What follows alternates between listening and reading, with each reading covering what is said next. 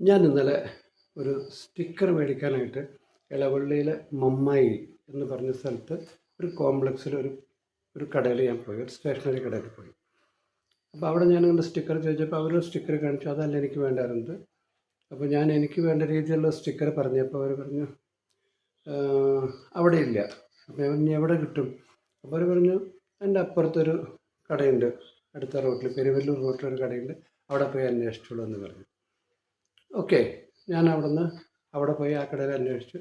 അവിടെ നോക്കിയപ്പോൾ എനിക്ക് വേണ്ട സ്റ്റിക്കർ അല്ലെങ്കിലും പലതരം സ്റ്റിക്കറുകൾ അവിടെ ഉണ്ടായിരുന്നു. അപ്പോൾ എനിക്ക് ഭയങ്കര സന്തോഷം തോന്നിയായില്ല. ഞാൻ അവരോട് ചോദിച്ചു, നിങ്ങൾ ആ കടയിൽ നിന്ന് അവർ പറഞ്ഞു വിട്ടതാണ്, ഇവിടെ ഉണ്ടാവുമെന്ന് പറഞ്ഞിട്ട് അവിടെ കൂടുതൽ സാധനങ്ങൾ മേടിച്ച് വയ്ക്കുന്നവർ പറഞ്ഞു എന്ന് പറഞ്ഞു. അപ്പോൾ അവർ പറഞ്ഞു അതങ്ങനെയാണ്, ഇവിടെ ഇല്ലാത്ത സാധനം അവിടെ ഉണ്ടെന്ന് ഞങ്ങൾ പറയും, ഞങ്ങളങ്ങനെ. അത് ഞാൻ കേട്ടപ്പോൾ എങ്ങനെ ഞാൻ പറയാതിരിക്കും? ഇളവള്ളിയിൽ തമ്മിലുള്ള ഒരു കോപ്പറേഷനാണ് ഞാൻ പറയുന്നത്. ഞാൻ ഇത് തന്നെ പല സ്ഥലത്തും എനിക്ക് അനുഭവപ്പെട്ട കാരണം ഞാനത് എടുത്തു പറയുന്നത് ഇളവള്ളിയുടെ കാര്യം.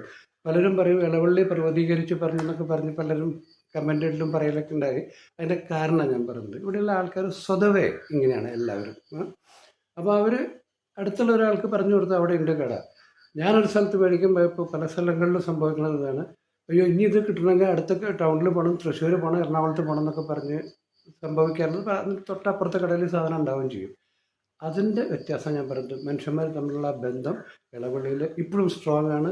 അത് നന്നായിട്ട് പോകണം എന്നാണ് എൻ്റെ ആശംസ. അത് പോകുമെന്ന് ഞാൻ വിശ്വസിക്കുകയും ചെയ്യുന്നു. So keep smiling and stay positive.